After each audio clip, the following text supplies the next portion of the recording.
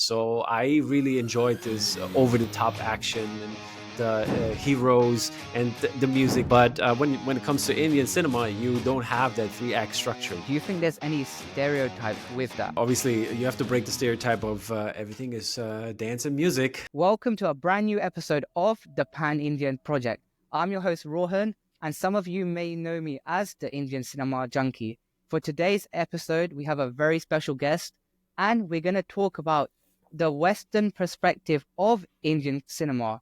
And for today's episode, we have Tom from Masalakraut, all the way in Germany. So, Tom, welcome to the Pan India Project. Yeah, thank you for having me. It's an honor to be part of one of the first episodes that you have put out so far. And yeah, I'm excited to give this kind of different way because when I go to an Indian movie and people don't know me, they always ask, "What are you doing here?" So I guess that's an interesting perspective to see for a lot of people out there. Perfect. So, where did your passion start with Indian cinema? Where did your journey all begin?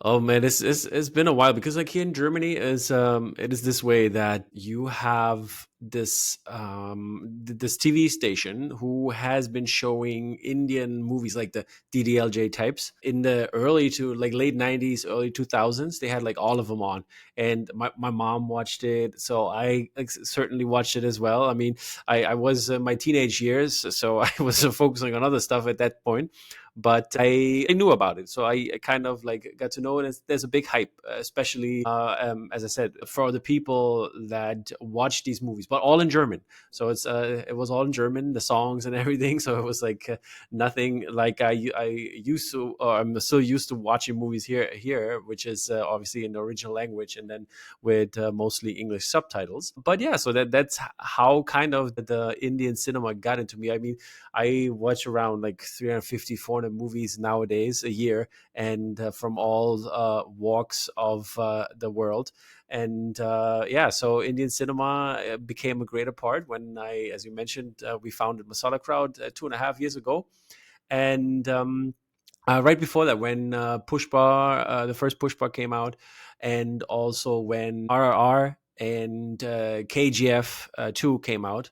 All these movies, they was it one? No, was it that year? KGF 2 or one? I don't remember. Um, But 20, 2018 was KGF 1. So, exactly, so it must be two, yeah. yeah. So these came out, and since I watched like all kinds of movies, and it's like hard to watch Indian movies in Berlin. Before there was only like older cinemas who didn't have like the nice seats, and you couldn't get the experience.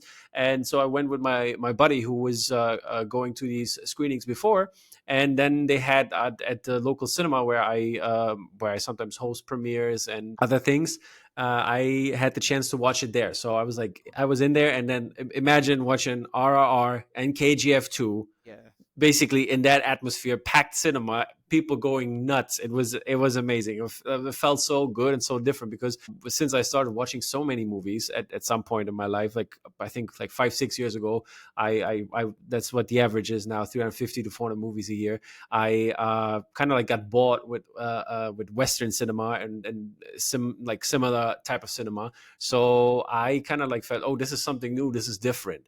So I really enjoyed this over the top action and the heroes and the music, of course, and also the way it is celebrated. Yeah. So that's where exactly also Masala Crowd it came into play, because we wanted to give here in Berlin, especially, a home to all these kind of movies and all these kind of community that would love to see a movie on the big screen and celebrate it. And so yeah, this is how it all began. And yeah, there was some good times. And we just had I think last year we had with Stree 2 and Pushpa 2 when it came out, the biggest and craziest screenings we ever had. And yeah, chhaava was another one just a week ago, was another screening that is definitely unforgettable and made history for us here in Berlin. Yeah, no, I get that. So, what is like the Indian cinema culture like in Germany? It is definitely there. I mean, the Indian diaspora is like right now is the biggest, especially for students. It's the biggest one in Germany. Even before it was the Chinese, but now it's the Indian people that have taken over in the student sector. And yeah, here in Berlin, especially, I think there are around 40,000 Indian people at least, Okay. so it's a lot. And yeah, we have catered to that kind of niche on our end. And yeah, and the community comes together, especially for chhaava. This is like what I've never seen before. I mean, I've seen Telugu movies and Tamil movies sell out quick, but for chhaava, for ticket prices of 15 euros, I think it was, we sold out easily 300 seats in 5 hours. Wow. And this was insane, and has never been before, especially for Hindi movies. That is always very complicated for that. So I was really excited that this happened, and that the community came together. We had the Raman Bagh Patak playing, so at like in the cinema itself. And it's like, this is our local cinema here. The UCI is a company, daughter company of Odeon, and they performed so loud in the cinema itself that from the nacho stands, the sauces, they vibrated out of the shelf. So it was insane, and such a good screening. And we had even a Madani Kale performance as well, and dance performance, a Gondal dance performance. That was really, really cool, and one of the best screenings we've had, in my opinion. Wow, that must be incredible. But do you think there's like a particular reason why like Java or like, Indian films, stand out? Like what do you think makes them stand out more to, like a Hollywood film or any different type of film? Yeah, I would say in this case for chhaava, it was, I think, the Marathi community came really together, and all the Maharashtrians came out, and there was support from the Maharashtrian restaurants and the Marathi Mitra Berlin.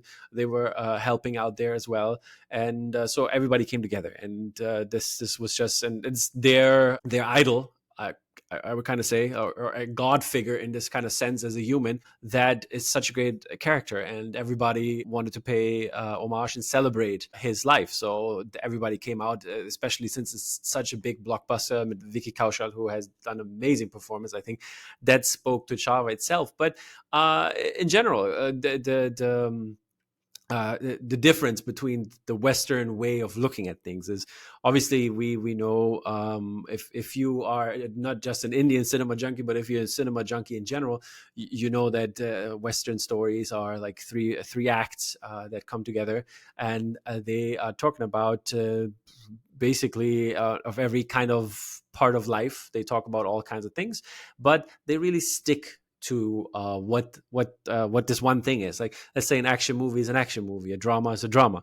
But when it comes to Indian cinema, you don't have that three act structure. You don't have these kind of like very generic, typical ways of making movies. Of course, there's smaller movies and art house cinema that follows this more Western approach to cinema. But when you look at the bigger blockbuster type movies, especially looking at the way of the intermission, how it works, you basically have two movies rolled in one with the intermission, and the story act holds up to that. And then mixing romance, drama, action, and ultra violence in one go, that is always like very cool to see. And people have to get used to it. It's like when I see crowds here where a lot of Germans are in, and they see in like an Indian movie for the first time, they always start laughing, not out of pity, but because I think they cannot see the way the genres work together, and they have to get used to it a little bit. But so far, I mean, I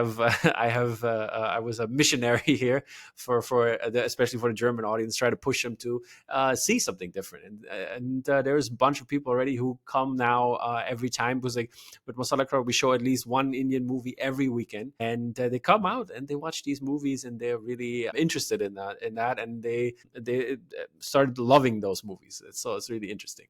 No, I get that, but as you were saying, you're trying to bring, like German eyes or like Western Mhm. eyes to the Indian cinema product. Do you think there's any stereotypes with that? That would come with, like, with Indian cinema. Obviously, you have to break the stereotype of everything is dance and music, Yeah, because that's exactly. what people know. So you have to break that stereotype. I mean, there is music, and it is used in a certain way. I mean, shouldn't lie about that, because like at least 95% of the movies have it. So it is there. But if you break that stereotype that there's not only music and it's not only about the music, even though story element that is used to give us story. If they go past that, and luckily there have been musicals lately as well from the Western side of things that does this kind of idea, and that is helpful, definitely for the Western audience to understand these kind of parts in a film. But on the other hand, to when you are able to break these stereotypes, people are really interested, and we get a lot of I would say like I would say RRR was definitely a movie that broke this kind of mold of or a stereotype of Indian movies. And you had, on the other hand, I think Kill was because it was like it was played on like on film festivals that are more like in a genre niche kind of thing. But people were like, oh, that's good stuff, because they like a lot of men came for the action, obviously, and so that's why they had, for example, because we presented that at here as at this fantasy film fest, it's called. We presented the movie here, and the people that were in there, they started laughing, obviously, when the song broke out, and he was singing to his fiance about his love and confessing all of that.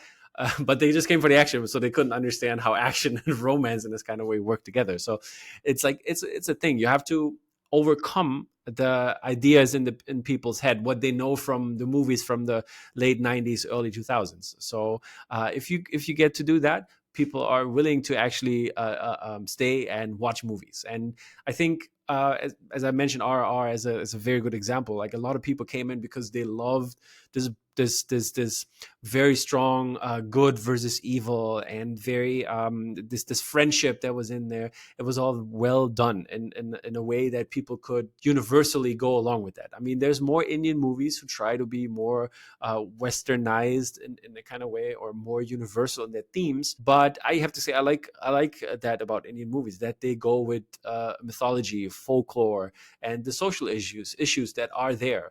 Because I think it is like basically boiling down to if we have German movies and they all would be about World War II, because this is our big problem at the end of the day. It is there's a need for these kind of movies, but there's also the same need for different parts of the world that need to tell their stories. And so I'm very happy about that, and try to like give that to the people to overcome their stereotypes.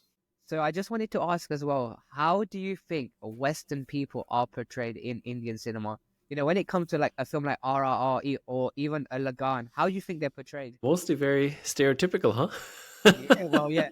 I mean, I mean, it feels like in a lot of movies it's the same white person who plays all the bad guys. yeah, and they try and put that accent on, right? Like, to me, heart, lagne hair or something, you know? They try and make it a bit more, not cheesy, Yeah, but yeah, they yeah. try and dramatize it a bit more. Do you think there's stuff Indian cinema could do, maybe just to, like, treat their presentation better? I would say they should normalize people in general. I mean, obviously, if you take a historical movie, I understand when the bad British guy has an accent when he speaks in Hindi or any other language. That is, I totally get that. But I think this is a thing I have a problem with when it comes to watching originals. I mean, I used to, since I was like what 13 or so. I mean, I learned English in school and stuff like that. So I started at some point watching all the original movies and shows, all in the original language.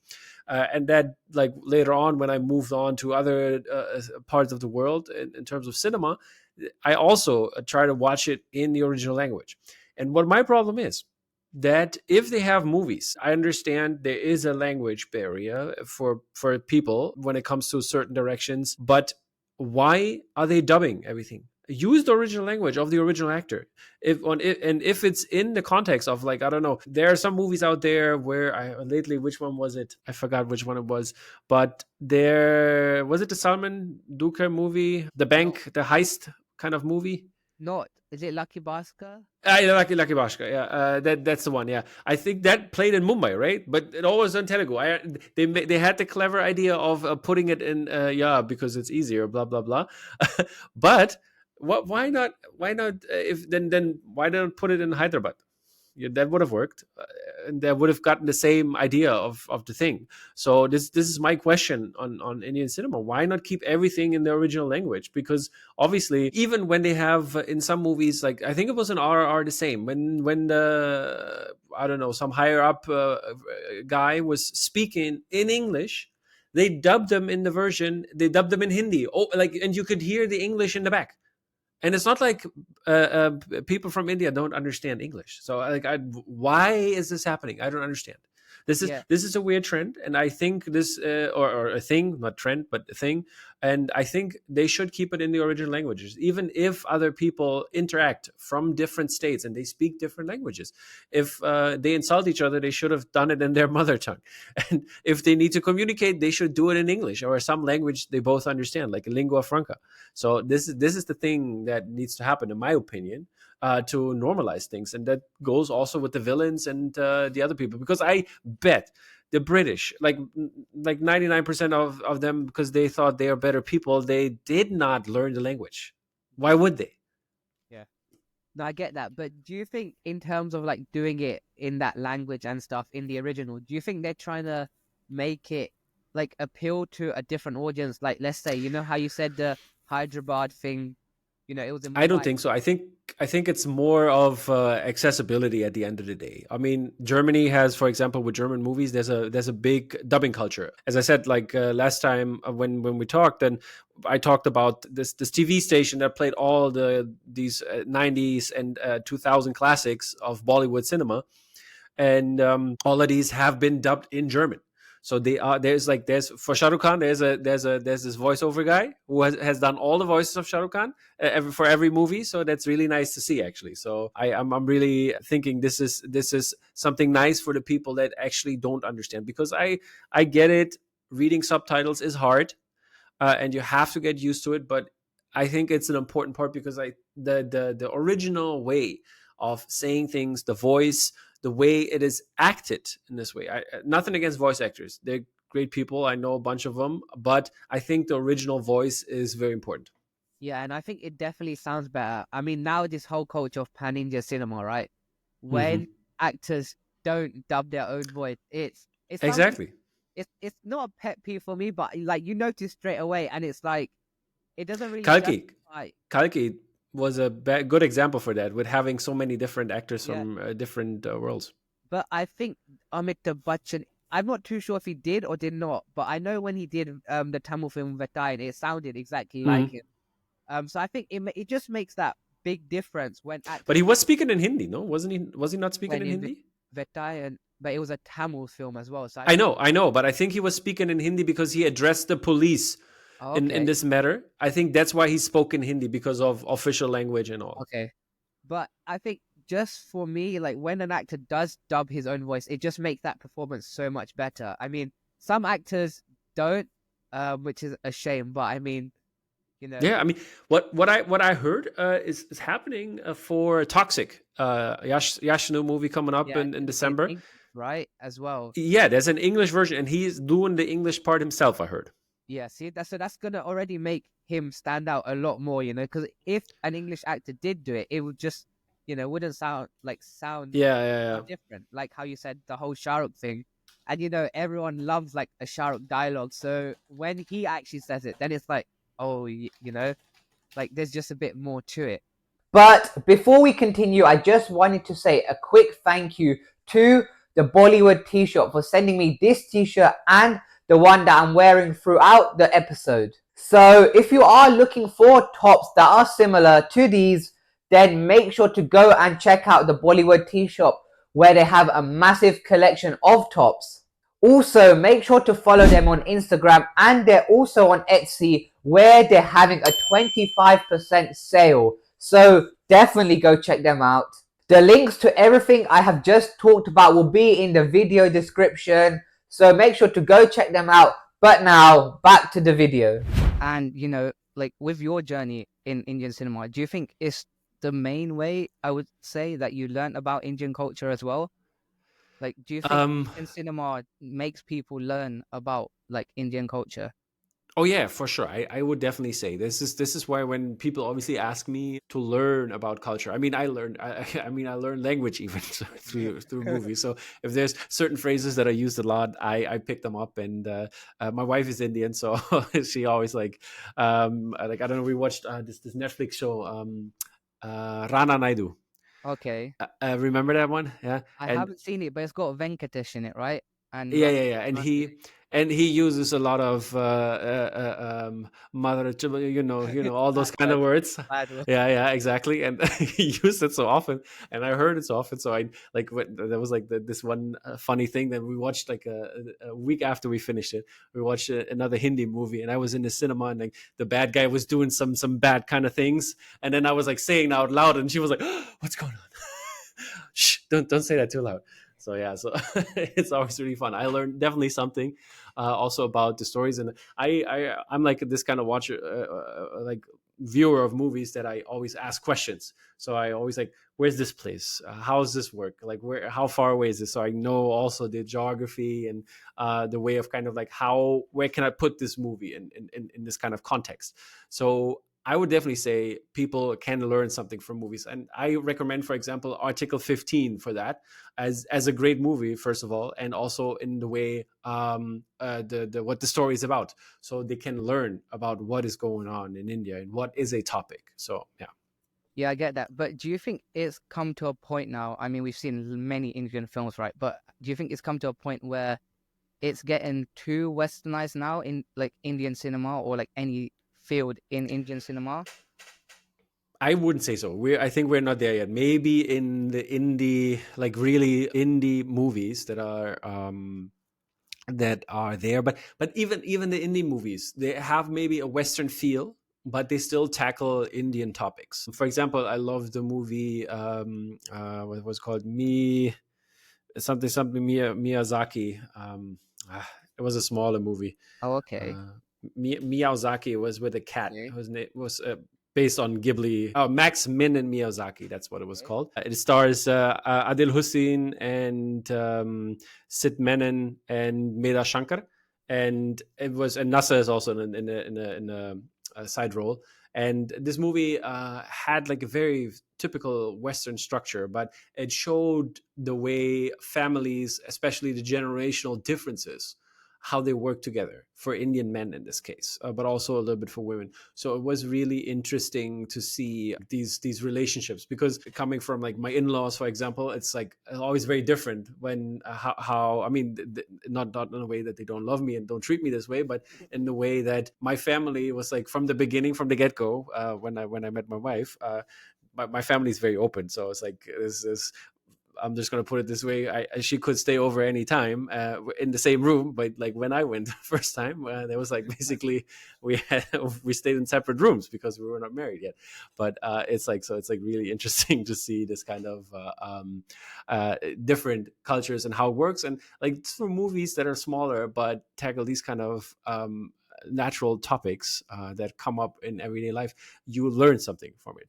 Now in this way I understand certain ways how the in-laws react in some kind of way, and where the ideas come from a social aspect.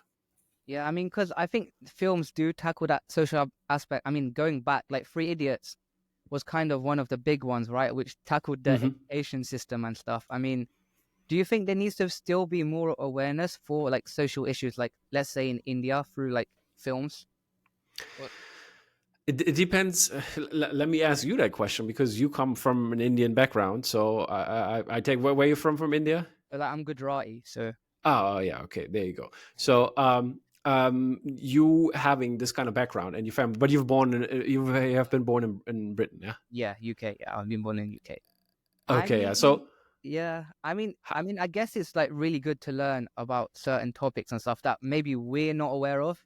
Like mhm. people in India might be, but I guess as a worldwide audience, I think it's good to bring that knowledge. Like you've had films, like obviously you've had like mythological, like Mhm. there's like Chhaava and stuff, but then also like films like Pink or like like the smaller films which really Yeah. bring that social message, or like Three Idiots we've had which tackles the education system. So I feel like it's a good knowledge for us to actually learn. Because when do we actually learn about like our own kind of roots and culture? We don't really like actually take the time to sit aside and watch it.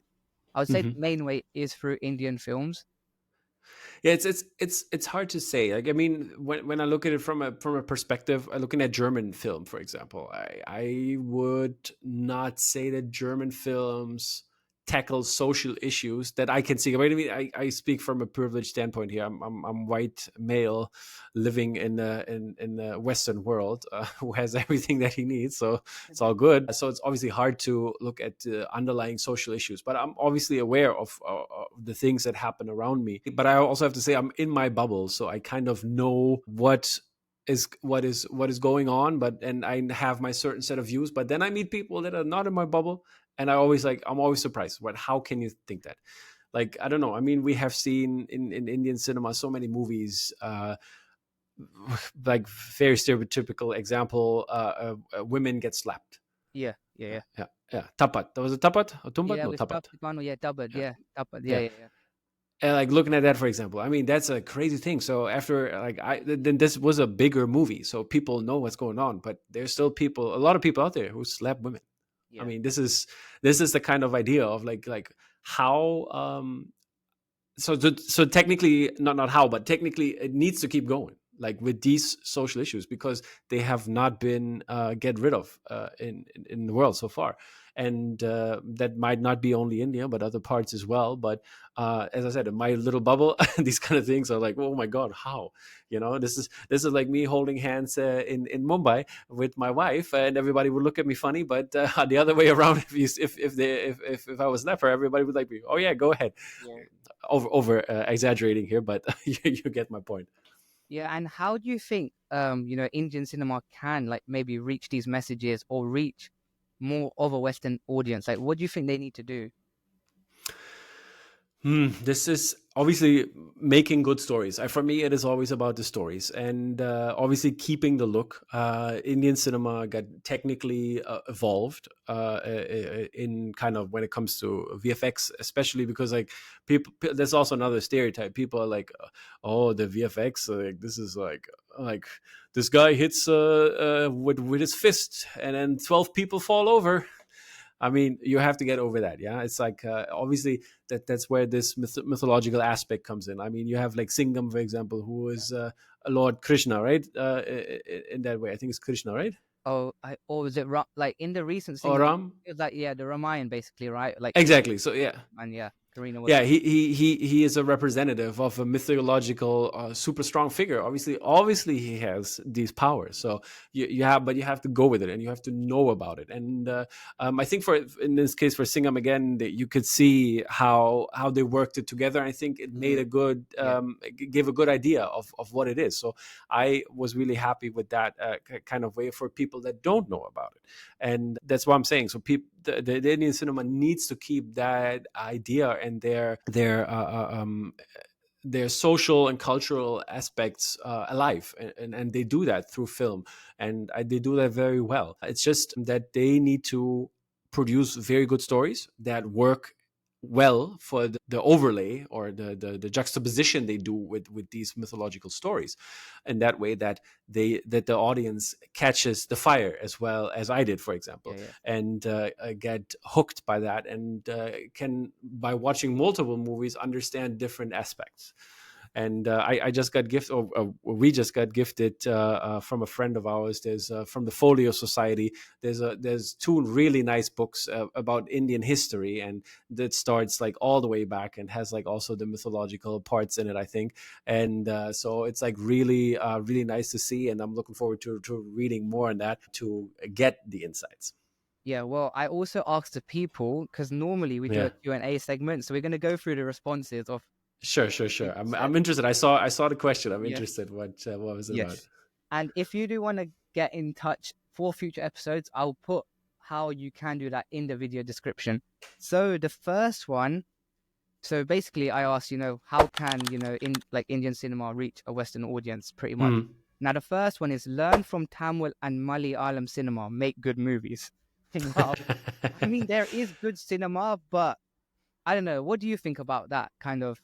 suggestion? It's tough to say. I mean, I have to say, there's a lot of people out there who like from the regional cinema that they like, oh, this, yeah, show more of this, and this is the best. Obviously, there's local patriotism. It works very well.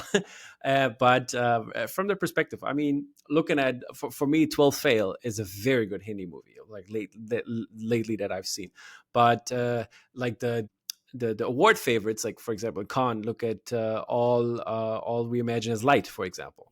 You have a Malayalam movie which is obviously produced in multiple countries that helps obviously for the circuits, but yeah, that was great. But then you have also RR Telugu movie, also great. So all the industries produce a lot of films, but I have to say, when looking at the Malayalam film industry, I think there is a little bit, like at least the way I watch movies, or the kind of movies that I like.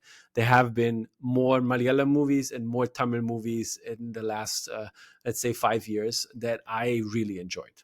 So there is a truth to that for sure. I can see that, but you shouldn't fault the other industries as well. But I mean, even Western movies, there's also only like a handful of good ones in each country where you can say this is a good movie and you definitely need to watch this. Yeah, I get that. And I think maybe with Malayalam cinema, especially last year, the year they had, I think Hmm. they literally delivered the best content like in Indian cinema. So what they did like was exceptional. So the Yeah, next let one, me. yeah, go on. I'm pulling up. I'm pulling up. I can tell you because we make always like a Masalakraut. We make our personal favorites from the year, and like I made a best of 2024 list, and mine was, I totally gonna butcher the name, Mayazagan, Yeah, yeah, the with Karti, yep, the movie. That was my number one. I loved that to death. That was a really good Tamil movie. And then I had next Lapata Ladies, yep. very amazing Hindi movie. So Film, then Malayalam movie Avesham, yeah, really great. That had to be up there. Closely followed by Maharaja, another yep, Tamil movie. good film, yeah. And yeah, then another Malayalam movie on number 10 is Brahmayugam. And it was better for me because people are going to be like asking, like in the comments, I know, don't sound off, people. Manjamel Boys just Oh, sadly didn't make it. oh, It was on 11th for me. So, but I had to make some cuts. yeah. So the next one is do more advertising, send the Indian films to the film festivals. Now, do you think, I mean, I don't know if it was done much before, but do you think they're starting to do that more now where they do send, like, for example, a Kill or, maybe even like a Lapita Ladies to like film festivals? They do, but like I would have to say, like looking at the small, because like these are movies that have been running. I mean, Tiff had Kill, that is true, but mostly smaller festivals will have these. So they obviously reach a genre kind of crowd that goes like for example, to a horror festival, you would send a horror movie, and I think there are good horror movies. Brahma Yugam could have easily had on horror festivals a good run, I would say. And looking from this perspective, it shouldn't be a niche product. If they want to reach the masses, they would have to. I mean, sadly, you as a person, or nobody can decide this. I mean, we have to talk to the studios to make it work, obviously, to go to the festivals. But especially for here in Berlin, the Berlinale, they are always eager to take a look at Indian movies. And I mean, a good friend of mine, she had been done in the last 20 years. She had taken care of the Indian and Southeast Asian cinema at the Berlinale, and now it's been taken over by somebody else. But yeah, there has not been the support. There was, I think I can say this, because we tried to push for it, that chhaava or Deva before the dates moved, we tried to push that chhaava would have been at the Berlinale, but it was it was a little, because like the Berlinale started on the 13th of February, and so it had to be the opening film, so it was a little difficult.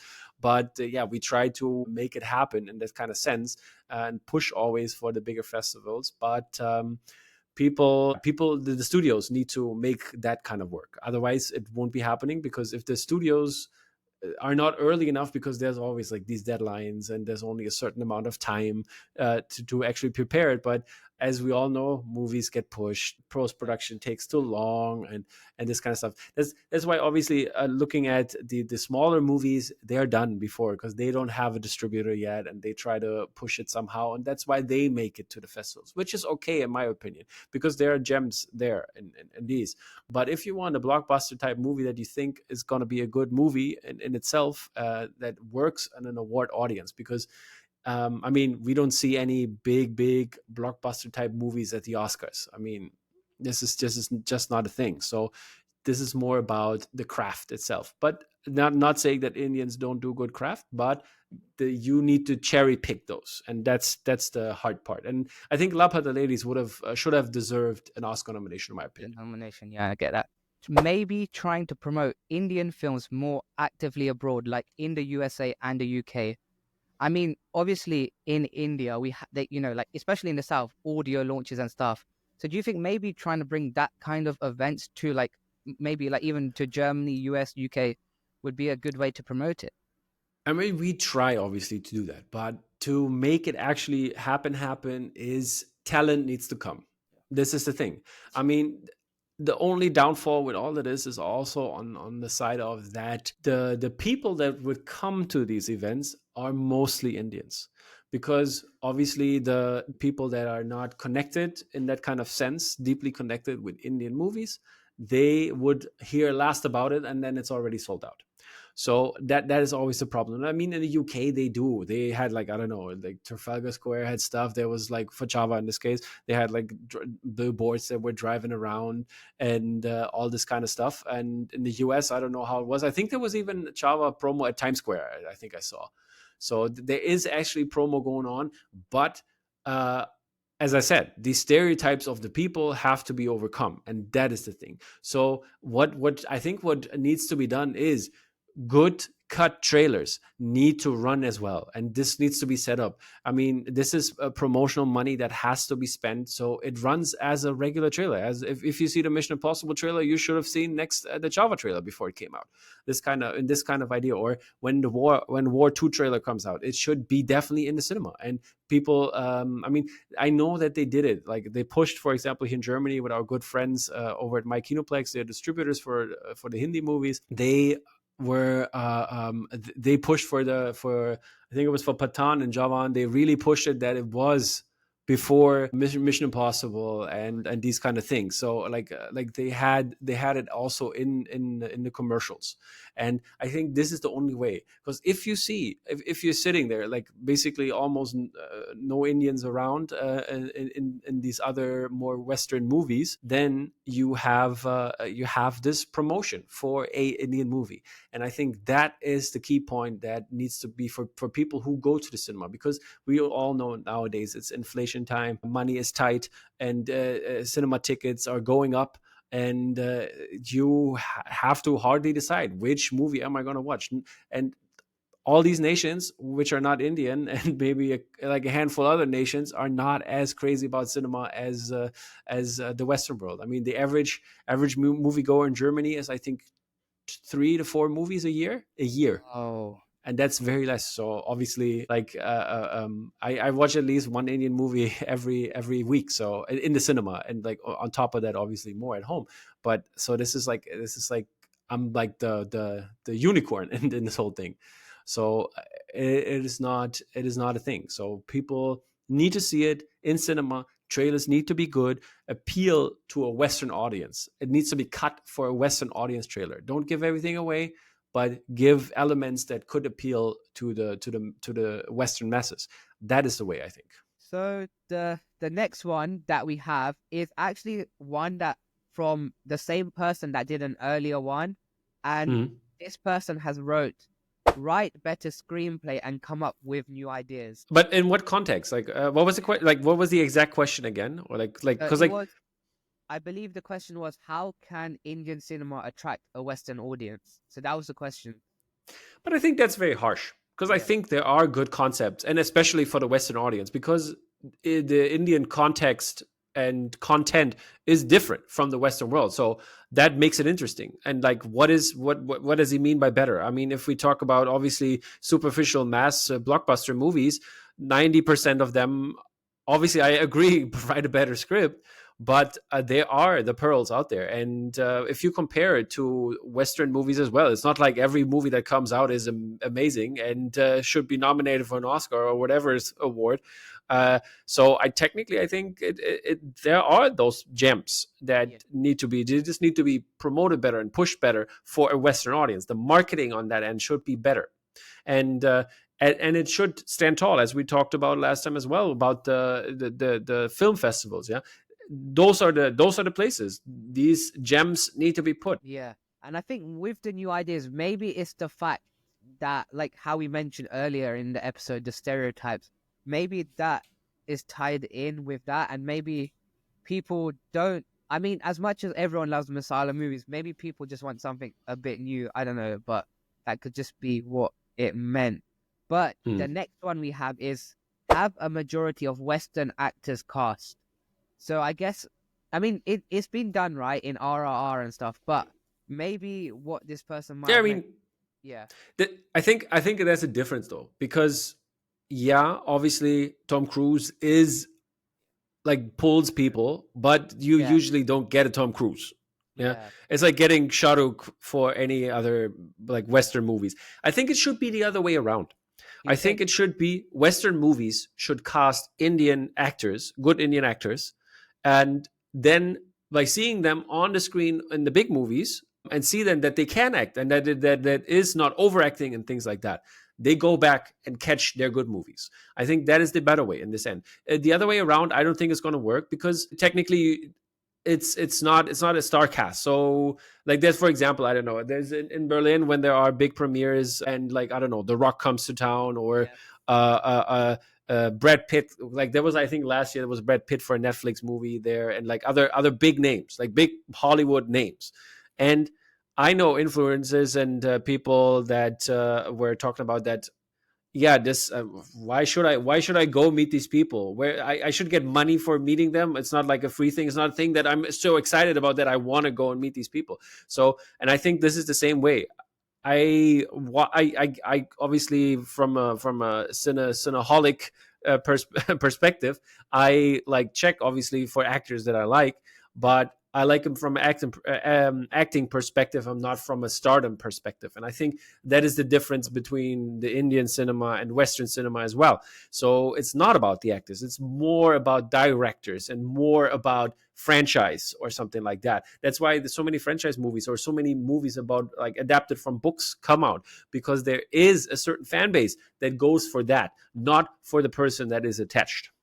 yeah. No, I get that. I mean, even with that, answer. I mean, like the whole thing, that Tom Cruise was supposedly meant to be in DDLJ. Now, if that happened, obviously that would have brought eyes to like the Indian cinema, but I don't know, because it might have not at the same time, because it would have been a completely different concept. So, Yeah. it might have not worked, it might have not. But the last one we have is a similar one as well. So it says collaboration with Hollywood and expanding the genres based on tradition, improving productivity. So collaborations we mentioned, like you said, you would prefer it the other way around. Um, and expanding the genres based on tradition.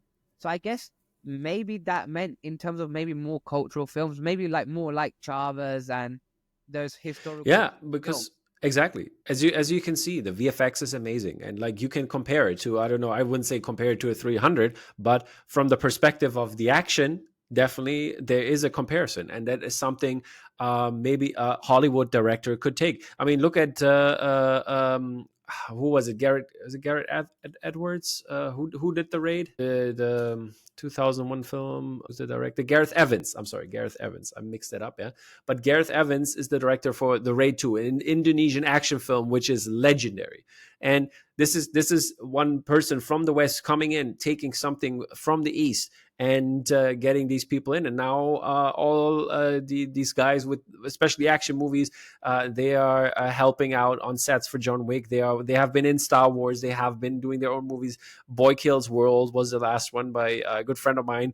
And yeah, all these people are in terms of actors and making a name for Indonesian cinema. And I think this this should be the way there. So like get them on the Hollywood track, have maybe crossovers where those worlds collide. So technically, lately I haven't been a big fan of Zack Snyder, but uh, they're like, I don't know, or these or other movies have so many slow motions in it, it rivals Zack Snyder. So I think Zack Snyder could make a very good Indian movie. So this is something I think that should happen, because uh, Zack Snyder, for example, like doing these Rebel Moon series, which was like utterly. So I think I could imagine, like, I don't, or do a Harry Potter style universe. Do something like that. It doesn't have to be magic, but But yeah, do something like this, like fantasy and also science fiction, because these are things that are missing in Indian cinema, in my opinion. And I think these kind of concepts, like the hardcore violence, attracts people from mm, other countries. I think sci-fi is more of a universal thing that would attract other people, and also fantasy. So, and having this vast mythology that is there in the Indian culture, that could be a very well explored. Put Zack Snyder on it, have him make super slow motion crazy yeah. movies that go for a lot of money on Netflix, and put Indian people and their actors on the map for the Western audience more than it already has. Yeah, and coming back to you, you know what you said, that you like to see more like series and stuff. I mean, we have got a horror franchise, right, in Indian cinema, like the Maddox Horror Universe, Yeah. sorry, and they've announced 8 films in one go, I believe, like towards the end of last year. Now, what do you think of them like announcing so many projects in one universe? I mean, I obviously like this kind of idea, and we had like amazing Street 2 screening when it came out. We had even there's a local Indian cinema theater group that has actually performed Bedia and parts of Stree 1 for the audience, was because if people would come and not understand it, so they performed the movies that had been there, except of Munja, that has been too short out.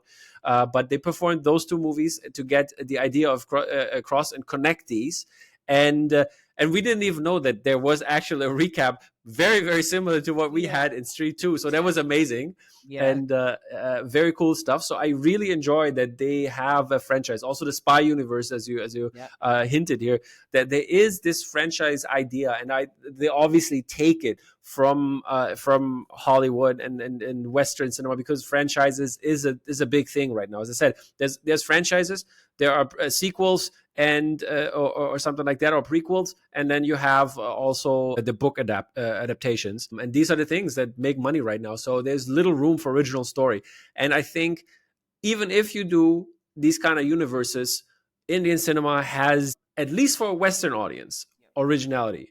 I understand, like, I don't know, there's like what is coming out, the Devakonda movie, Kingdom is coming yeah, out soon, Kingdom. so also Yeah, plays on the history side again and things like that. So all these things, they are comparable in India itself, but it doesn't compare to anything from the West. So they should make use of it if they want to reach the audience. But there's also the pitfall you have, or the trap you can run into, because I mean, you have 1.7 billion people in India, and outside even more. So like that pushes the number, what, 2 to 2.5 billion people at least around the world, and that alone is like, you don't need another market, you know what I mean? So that is, I think, the problem there of producers and studios, maybe, that I could imagine that they have, that they think they don't need that Western audience, they don't need the accolades from the West to feel good about themselves, because that feels like colonization all over again. Thank you so much for sending your responses. And Tom, thank you so much for coming on to the show today. It's been a blast, you know. And thank you for like giving your insight and sharing your, your experience with Indian cinema as well. Thank you so much for having me. It's been a pleasure talking about Indian cinema as always. And if we need for another topic, I would love to come on again. And yeah, I'm just doing a little self plug. I hope that's okay. So please follow Indian Cinema Junkie. Of course, that is really good content over there. And also, please follow us at Masalakraut, especially when you're from Germany. We're trying to expand right now, more cities, more great event shows that we do. I mean, you can check out our last video from the chhaava event we had. It had 1.8 million views now, so we're really excited about that. And yeah, it got you all going. So thank you so much for viewing our site and watching the videos and commenting. Thank you so much. Perfect. So I will put a link to Masalakraut's, Instagram and stuff. So definitely go check them out and make sure to subscribe and hit that notification button for future episodes. That's right, people. Yep. We're out.